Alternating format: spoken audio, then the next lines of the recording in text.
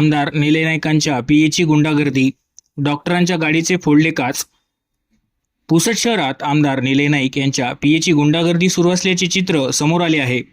सविस्तर माहिती अशी की दिनांक 6 मे 2024 रोजी सायंकाळी 6 वाजताच्या सुमारास स्वर्गीय वसंतराव नाईक चौक येथील एचडीएफसी बँकेसमोर रस्त्यावर श्री साईराम भेळची गाडी लावलेली होती।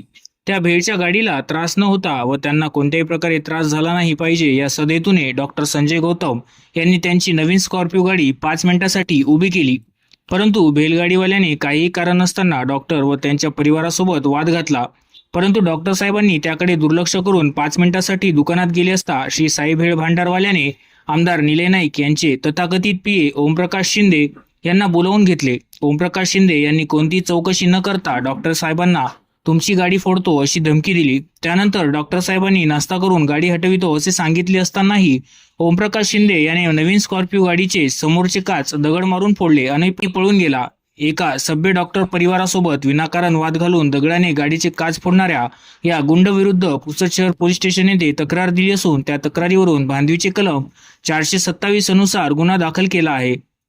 शहरात भाजपचे आमदार निलय नाईक यांच्या तथाकथित पीएची यापूर्वी अशी प्रकरणे झाली आहेत आणि आता अजून एक नवीन प्रकरण त्याने उपस्थित केले आहे।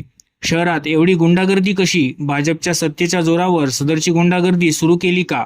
भाजपचे आमदार निलय नाईक यांनी त्यांच्या पीएला अशा प्रकरणात अभय देण्याचे काम केले आहे का, असा प्रश्न उपस्थित झाला आहे।